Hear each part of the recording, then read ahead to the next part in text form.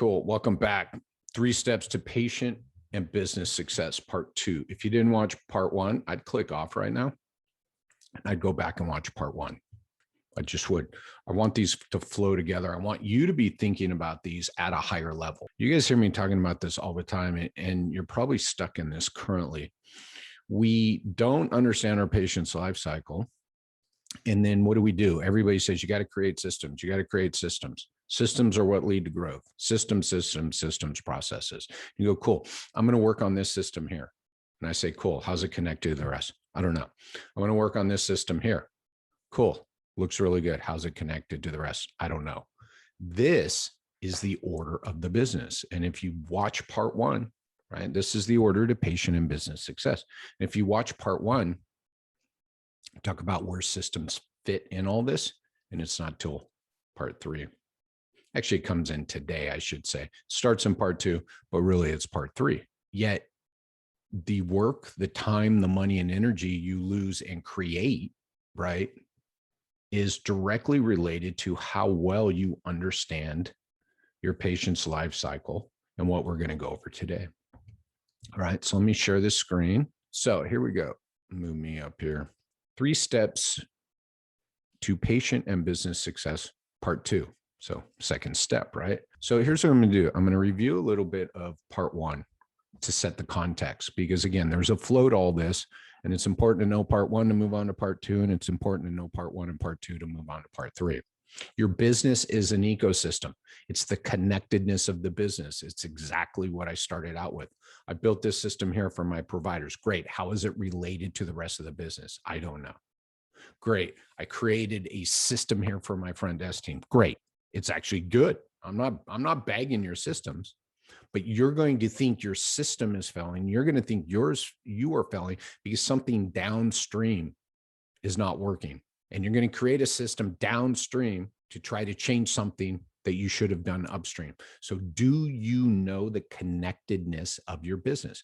Do you know how what you do on the first phone call impacts the next step and the next step and the next step? I'm telling you right now, your first phone call will impact cancels, the first phone call, not the managing of the cancel calls. This is the perfect example. Jerry, can you help me with cancel calls? I'm like, do you want help with managing the actual cancel call as it comes in?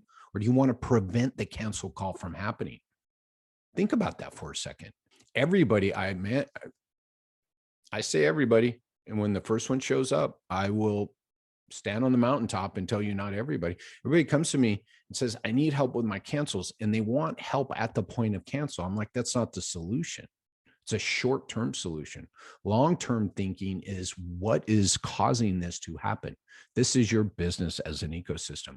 And I guarantee you have multiple systems in place that are feeding into the problem and not solving a problem. So you put time, money, and energy in creating the system, and you don't know how it's connected or going to really solve the source of the problem.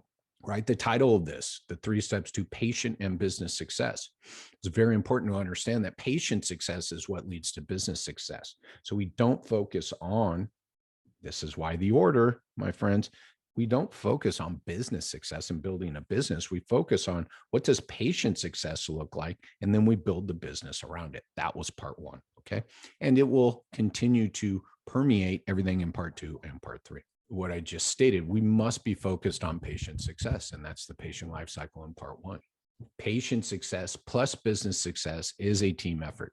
Went on social media this morning, right, where I'm known to hang out in PT groups, chiro groups, other groups, it doesn't matter, provider groups. The conversations are so narrow and so siloed into providers. And I'm like, look, I'm here to tell you, and I posted this morning, the easiest way for you to get better results with your patient is to understand what's happening to them outside of the time they spend with you. The single greatest investment you can make today for your patient success is to look at what is happening to that patient outside their time with you. Simple enough. It is a team effort.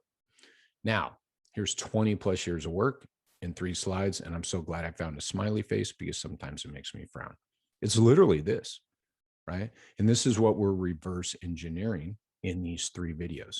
Now, for review, The patient life cycle is every single touch point and interaction your patients have with your practice. I defined this and we went in depth in this in part 1. I want to review this because you're going to notice this doesn't change.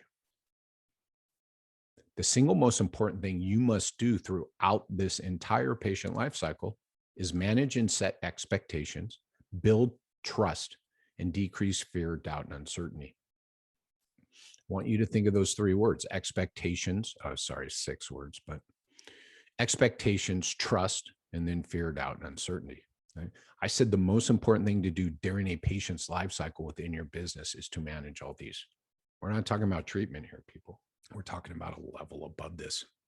And we all know, watching this, and I'm not going to go into depth into this, there's research out there that shows that expectations correlate with outcomes.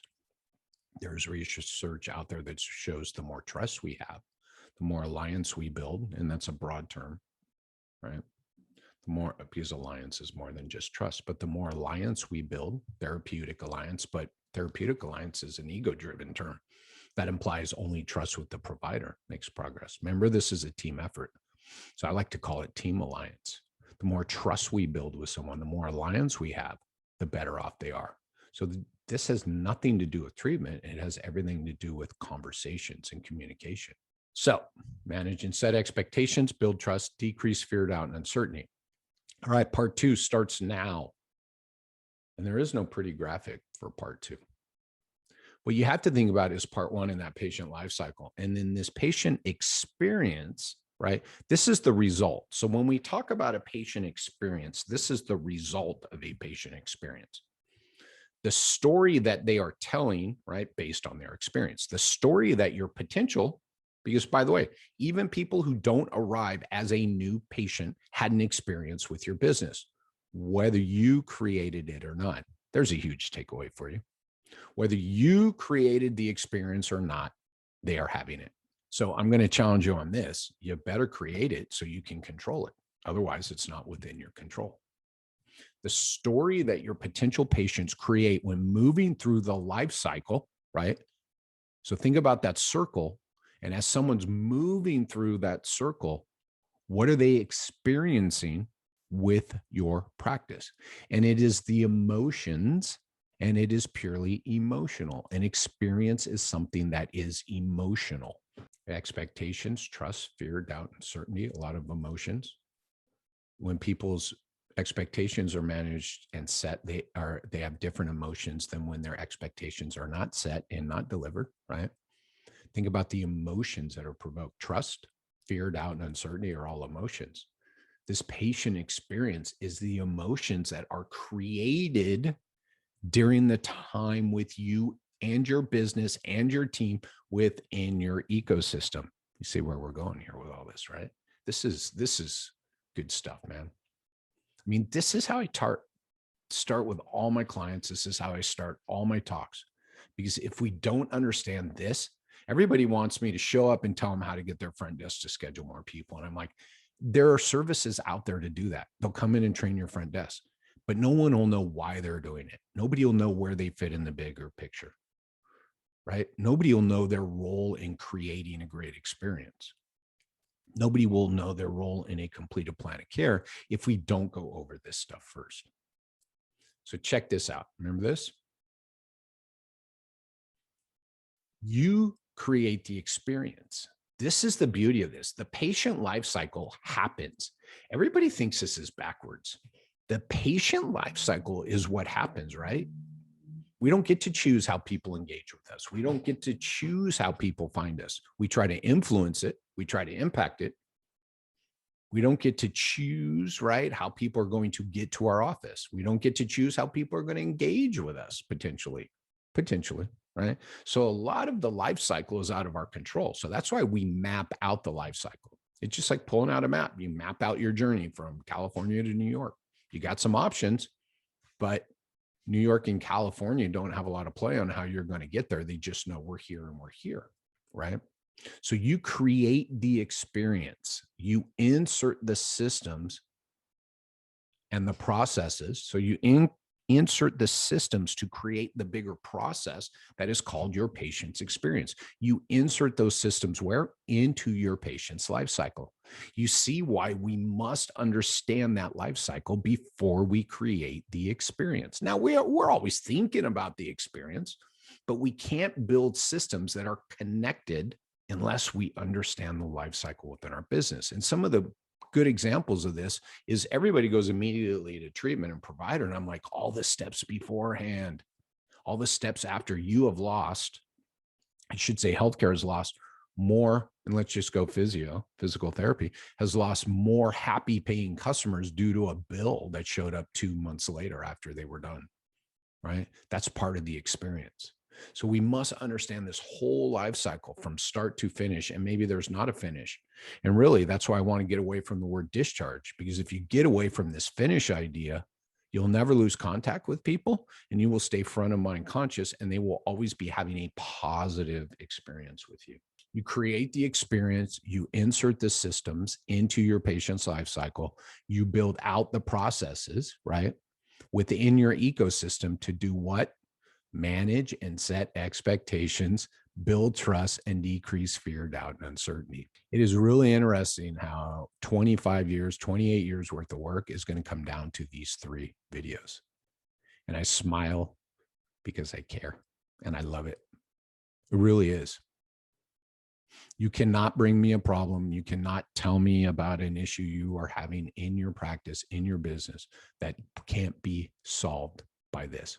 I got a billing problem. I got a problem with insurance payments, everything. It can all be solved by understanding all of this. And this is all under your control. That's the beauty here. That other shit, you're giving up control. The APTA should advocate more for me. No, they shouldn't.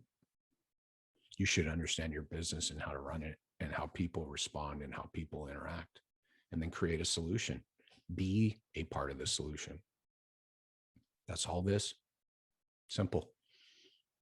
I got in-network clients. I got out-of-network clients. I got hybrid clients. I got clients who are treating people for free based on all this same model and getting paid for it without any state, local, federal funding. Because why? Because they understood all of this first and they created this first. And part of this is understanding the finances of the business, right? This is interesting. So I threw this in. I'm not going to go into too much context around this, but I got to give you a little bit. This is what the ultimate goal of your patient experience is all about, is creating a happy patient. Please note, it does not say they got better. And I'll tell you why I did this. This came from some of my referral sources who literally said, I want someone who's better, or I want someone who's happy. I'll never forget that day. Now, mind you, it's not totally mutually exclusive, but the point was not everybody has to get better for that referral source to be happy. Not everybody has to get better for your patients to be happy. So I said, we're doing ourselves a disservice when we're focusing on outcomes only. Because when you're focused on outcomes only, I'm going to guarantee you've missed probably 8 of these steps.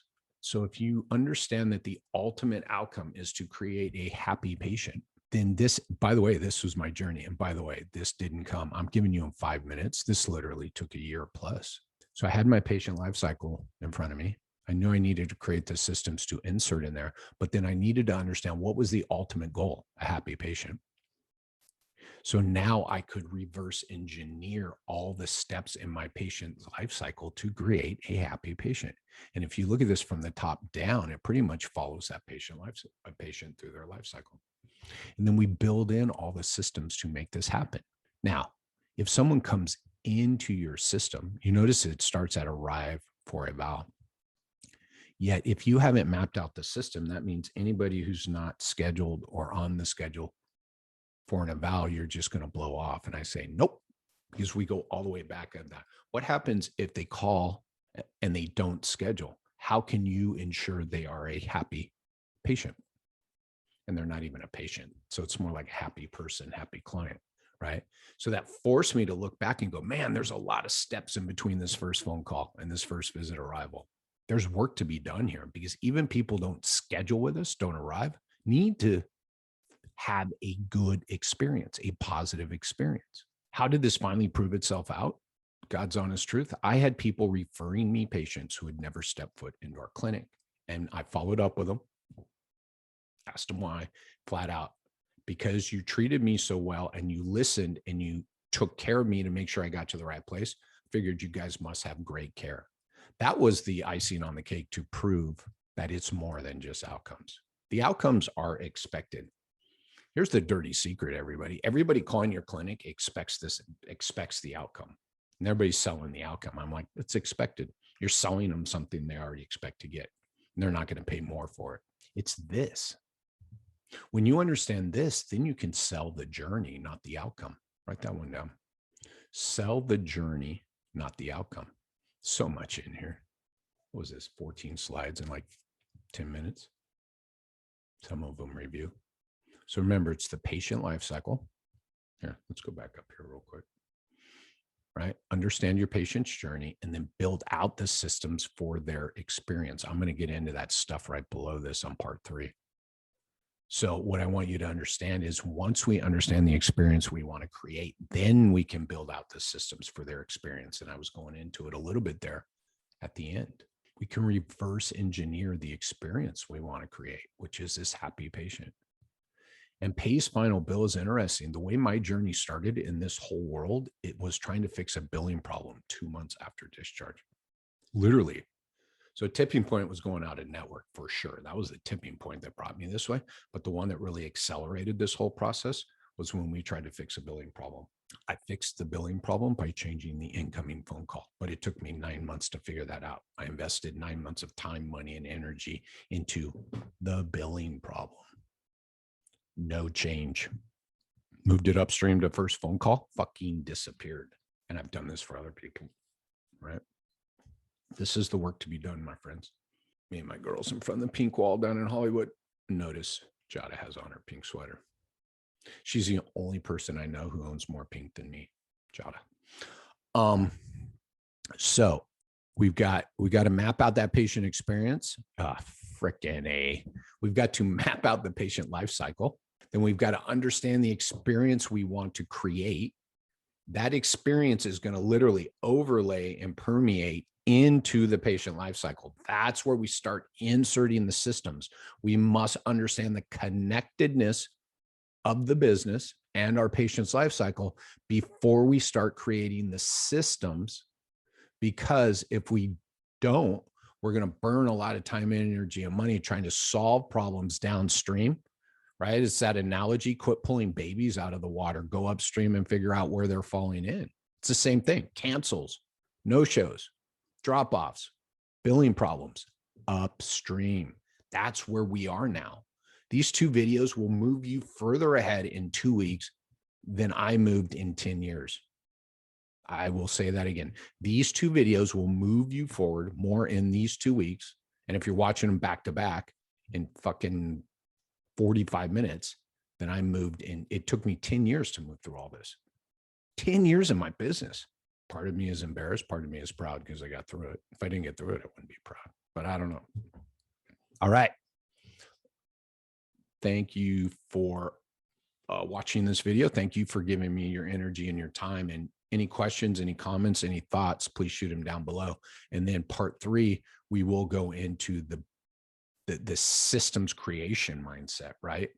Of where do these systems fit, and more into what I was just saying, right? What is the flow of the business? Got the patient life cycle. We understand the experience we want to create. It's overlaying that patient life cycle. And now I know the systems I create have to be connected. But now, what is this systems thinking? What is this systems mindset? That's what we'll go over next week. Thank you, everybody. Cheers.